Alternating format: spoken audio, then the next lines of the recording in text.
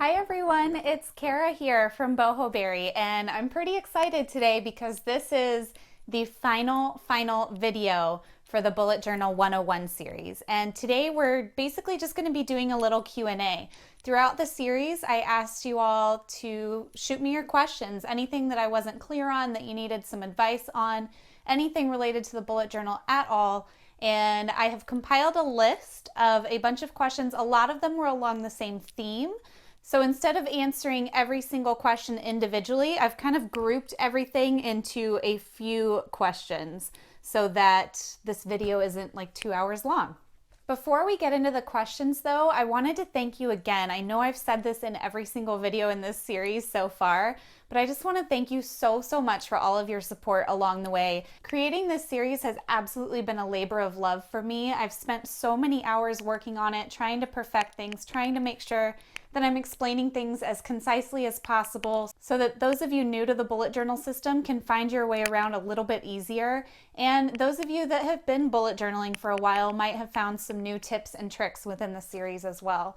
So I want to thank you so much for your support. Again, thank you for all the positive feedback. It really warms my heart that all of that effort that I put in to this series has been validated. So thank you. All right, if we're ready, let's get to some questions. All right, the first question that I have is, how often do you purchase a new notebook? And this is going to vary for anyone out there. Everybody writes a little bit differently. Some people write larger, some people write smaller. You may have more or less things to track than I do. I personally go through a journal, which I use the Leuchtturm 1917 A5 size in a dot grid. And I go through one of those notebooks about every 4 to 5 months. And it really depends on how much I'm tracking, how much I'm in there working and organizing and planning each month.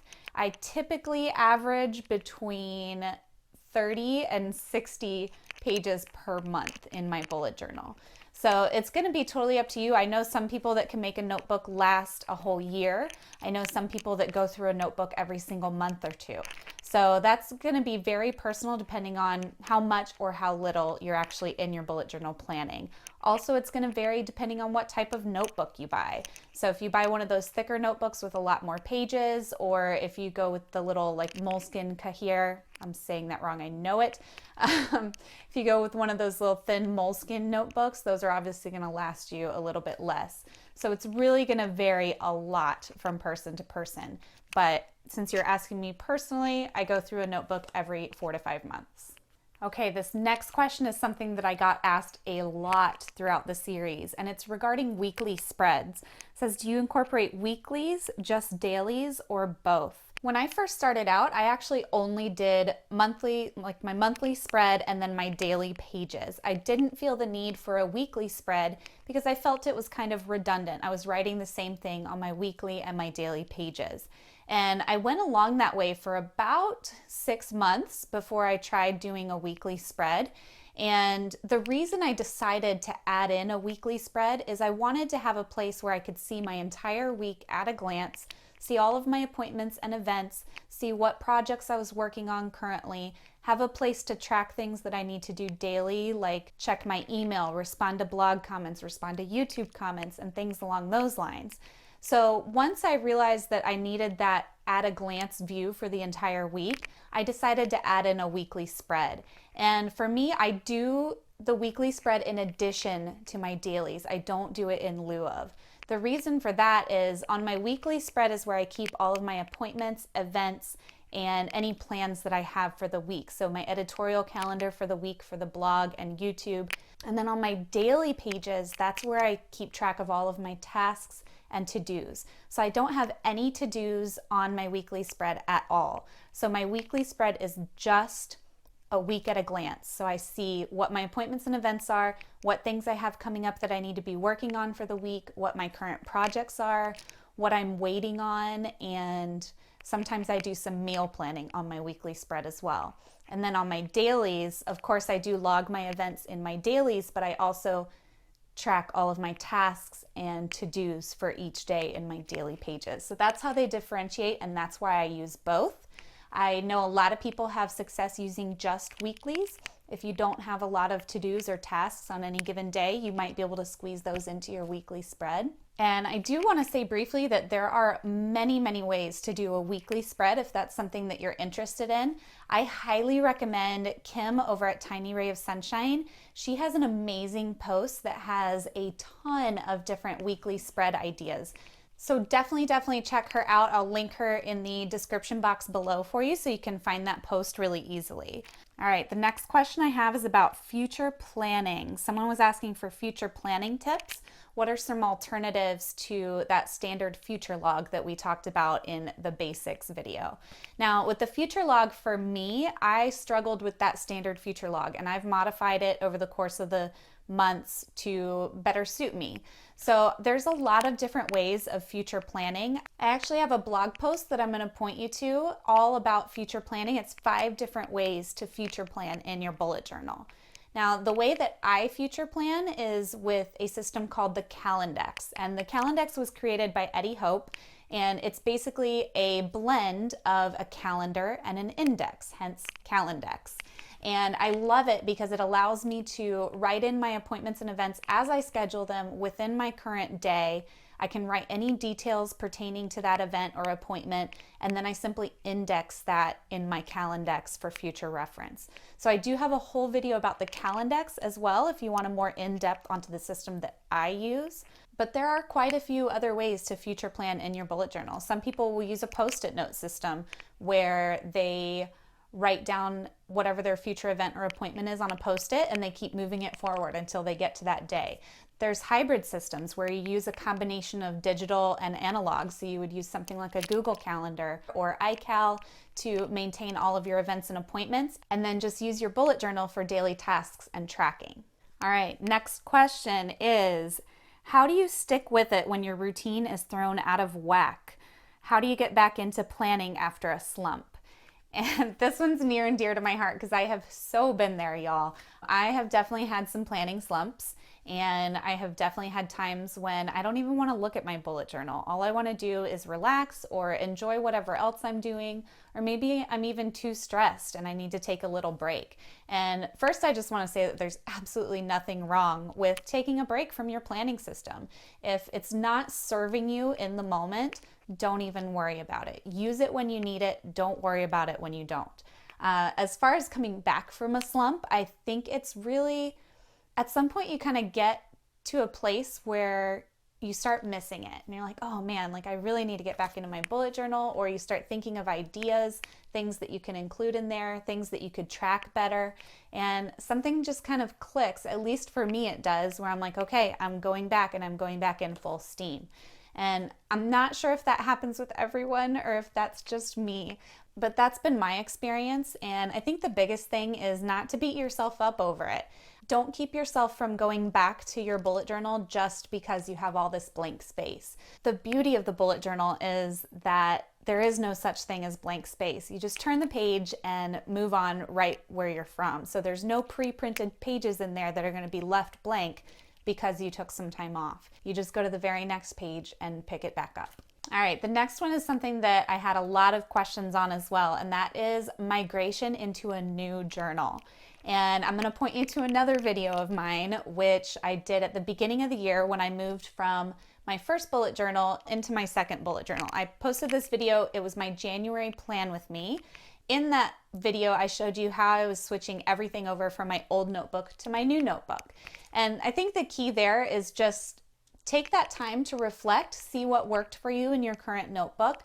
Think about what you want to transfer over. In my case, I would just put post-it notes on the pages that I wanted to keep or continue in my new bullet journal. And I just transferred them over when I started my new notebook. If you don't feel like going through all that work again to transfer some of your collections over, maybe you have some really elaborate spreads and things like that, you could also use a technique that's called notebook threading.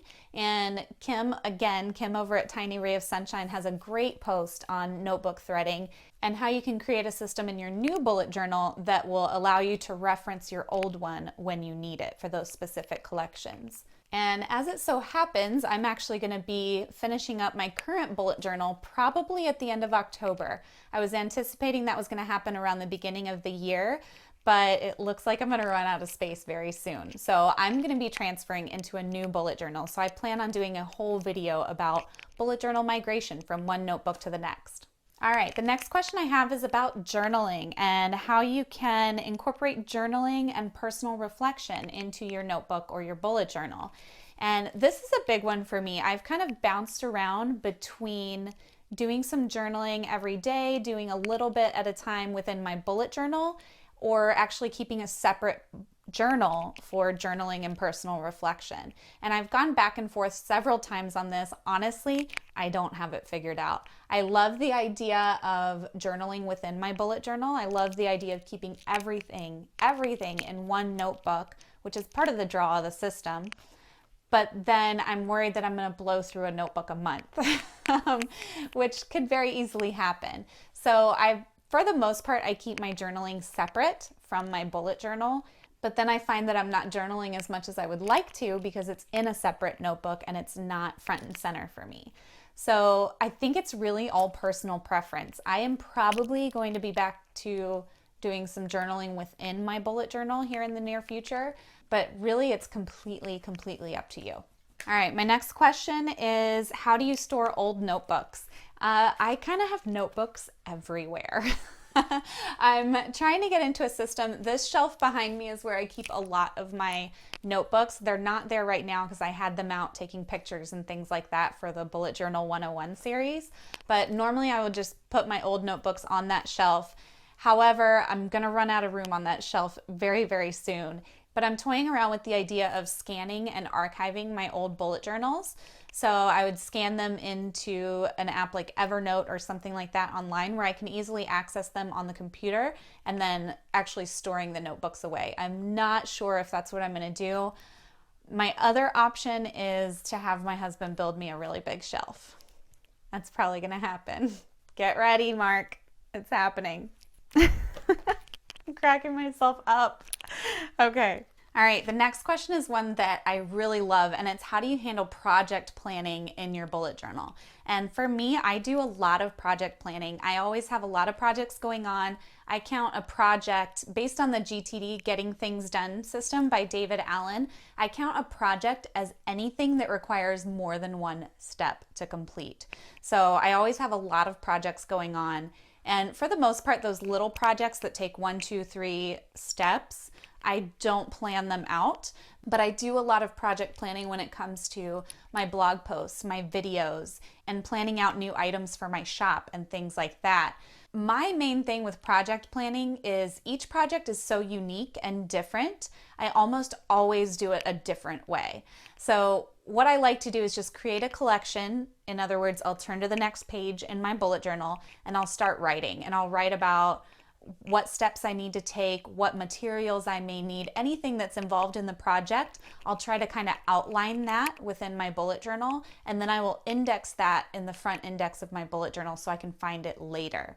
So one good example of that is this series. This series was a major project of mine for the last month and a half, and I have a lot of Bullet Journal 101 outlines and notes and show notes and things like that within my bullet journal. So with each new video, with each new blog post, I had a little mini outline within my bullet journal, and then I indexed that back in the front of my bullet journal. So I think the key with project planning is really just having a way to keep all of your different projects organized. And I think that's something that the bullet journal system is perfect for, because you can really just write your notes or planning anywhere within your bullet journal and index them in the front to keep them all organized. So you're always able to flip to whatever you need really easily. All right, the next question is kind of bullet journal related, but not really, but I thought I'd answer it anyway because it's something I get questions on a lot, and that is, can you please explain more about your challenges that you host?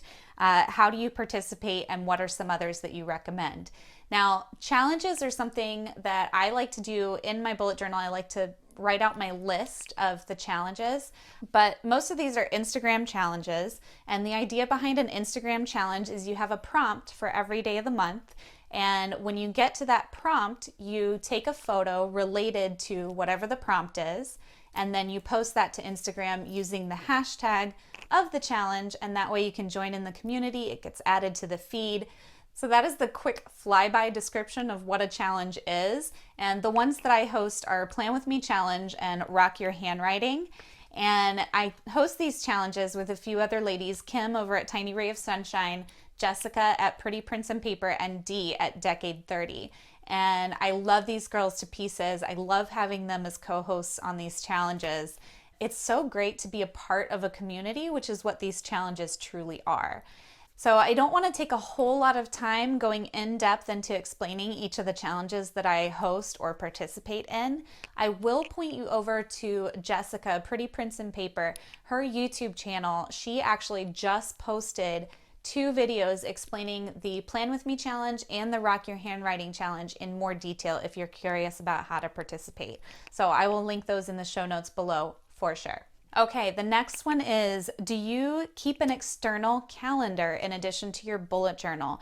And the answer is yes, absolutely. I would go absolutely insane trying to manage my schedule, my husband's schedule, my daughter's schedule when she's here without our digital calendar. So we have one main digital calendar. It's actually on Google Calendar, where I input all of our events and appointments, and that is shared between me and my husband and my daughter. So we always know what is going on with each other. We always know what we're all doing.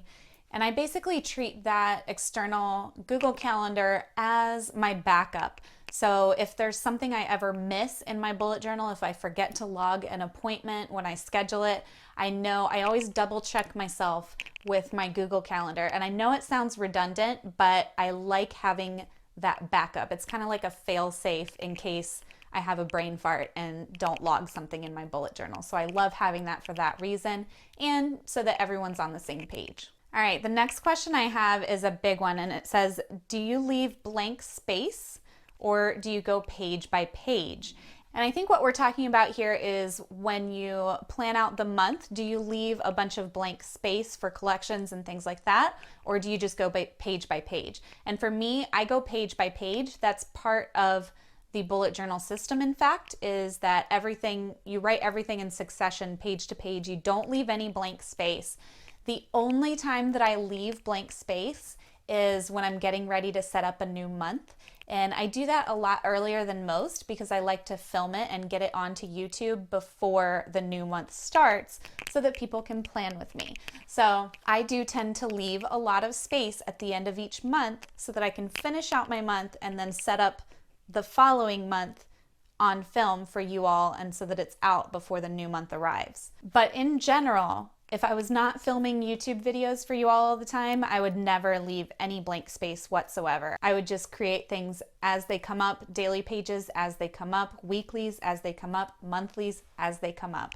There's no need to leave any blank space because you have that index in the front of your bullet journal where you can organize everything. There's no need to leave blank space to keep things organized unless you really, really want to. But part of the draw of the bullet journal is that you don't have to organize things as you go. That's what the index is for. All right, the next one is, it's definitely bullet journal related, but not necessarily related to this series, but I wanted to answer it anyway because I love this question. And it says, are you worried about switching to a Filofax? Are you worried that you won't like it?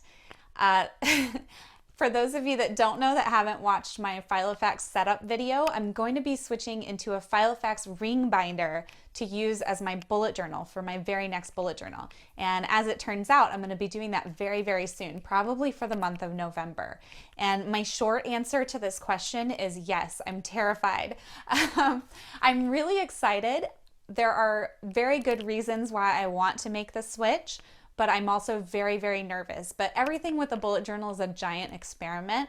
I know that if I don't like it for some reason, I'm just gonna switch back to my bound notebook that I know works well for me. So yes, I'm scared that I'm not gonna like it. Yes, I'm scared that I'm gonna disappoint people if I go back to my regular notebook, but I'm really looking forward to giving it a try anyway. First of all, I love my Filofax. It's beautiful. And I'm really looking forward to being able to kind of move things around, organize myself a little bit better, have all of my collections in one place, all of my planning in one place. So those benefits to me are enticing enough to get me out of my comfort zone, and I'm going to take the plunge into the Filofax. And you know what? If I don't like it, I'll just go straight back into my bound journal. No biggie. All right, my last question on bullet journal related things, and then we're going to move into a few supply questions before we finish. This next question was about handwritten notes and where they should be placed. Should you take notes directly into your bullet journal? Should you have a separate notebook for notes? Is it really the appropriate place to keep your notes? And my answer to that is absolutely keep notes in your bullet journal. The great thing about it, again, is the index. So wherever you write notes, say you're at a conference, you're on a phone call, you are talking to a friend, you need to write something down, just jot that note down in your bullet journal on the very next page or the very next available line and index that in the front if it's big enough that you need to reference it later. Sometimes what I like to do when I am at a conference or on a webinar or anything like that where I know I'm going to be taking furiously fast notes and I'm not going to be happy with how they look, sometimes I will do that on a separate notepad, like this Rhodia dot pad right here. I'll use that to just scribble down my notes and then I'll organize them into my bullet journal later. So I will still have the notes in my bullet journal. They'll just be a little more organized than that crazy scatterbrain note taking that I was doing during the event. So I hope that makes sense. There's always different options and it's totally up to you how you want to do it. Okay, so these last few questions are supply questions. So I did have a few of these, so I wanted to answer them. My first one is, with the Tombow dual brush pens having dual tips, why do you use the Staedtler Triples Fineliners? I actually have a very good reason for that, and that is that the Tombow dual brush pens, although they do have the finer marker tip on one side, it's not quite as fine as I would like for writing sometimes. So I use the Staedtlers for writing and for doing little hash marks, anything that's a lot thinner that the Tombows aren't capable of. So that's why I use both of them. Obviously, if you are fine using just the Tombows with the dual tip and those work for you, there's no need for extra supplies. Absolutely do what works for you, but that's my reasoning for using both. All right, the next one is, how long do the Faber-Castell PITT Pens last you? And the Faber-Castell PITT Artist Pens are the ones that I use for my daily writing. So anything in black, typically in my bullet journal, is going to be that Faber-Castell PITT Artist Pen. And those typically last me about a month. They don't last me very long because I write a lot. I doodle a lot. I use them a lot. And being a felt tip pen, they also tend to get a little flattened out with use. That doesn't bother me a whole lot. I know it bothers some people, but typically I run out of ink in them before that really happens or becomes an issue for me. So because I write so much, they last me about a month. And again, that's typically anywhere from 30 to 40 pages per month in my bullet journal. And that's not counting everywhere else that I use those pens when I'm doodling and things like that. So I use them heavily, heavily, heavily, and they last me about a month. All right, the next one I have is, why don't you bullet journal in pencil first? That way everything's, just how you want it before you ink it in. And my simple answer to that is, I don't have that kind of time. I like to just dive in with my pens, and if I mess up, I'm not too worried about it. Most of the time I'll just leave my mistakes or laugh at them with a little ugh or something written next to it. But yeah, I don't really have the time to do it with pencil first and then go over it with pen later, unless I'm doing an elaborate like doodle or sketch that I really want to make sure looks perfect or good. Then I'll go with pencil first. Another thing with going in with pen is that if I do mess up terribly, I use whiteout. I just use the roll-on whiteout tape to go over any mistakes, and honestly, for the most part, you can't even tell that it's there. So I don't worry about doing pencil first unless it's something really, really intricate that I want to be able to scan in for like my sticker designs and stuff like that. If I want it to look really, really good, then I'll use pencil first. But for the most part, just pen all the way. All right, and this is the last question of the day, y'all, and this one is about paper, which I really liked hearing a question about paper because I don't get this very often. But she asked about different paper weights and how they affect ghosting or bleed through within your bullet journal. So for me, I use the Leuchtturm 1917 notebooks. They have really good quality paper, and I like that for the most part, I can use fountain pens, I can use my Tombow markers, my Staedtler Fineliners for color, and I don't have any bleed through on the other side. I do have quite a bit of ghosting. And the difference between ghosting and bleed through, for those of you that don't know, ghosting is when you flip your page over and you can kind of see a faint outline of your writing on the other side, but you don't see any ink coming through to the other side of the page.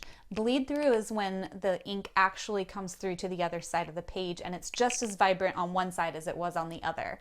So there's a difference there, and ghosting happens in almost all notebooks. There are a few that don't ghost, and I'm actually going to be doing a video very, very soon. I've been ordering up a bunch of different dot grid notebooks, and I'm going to do a mega comparison of them all for you all to kind of show you how they all fare with different pens and fountain pens and things along those lines. That being said, ghosting really does not bother me. I find that once I write on the other side of the page, you really can't tell the difference anyway. So ghosting doesn't bother me at all. I know it does bother some people, but both ghosting and bleed through are usually a direct result of what kind of paper you are using. It's not necessarily the pen's fault, it's usually the kind of paper.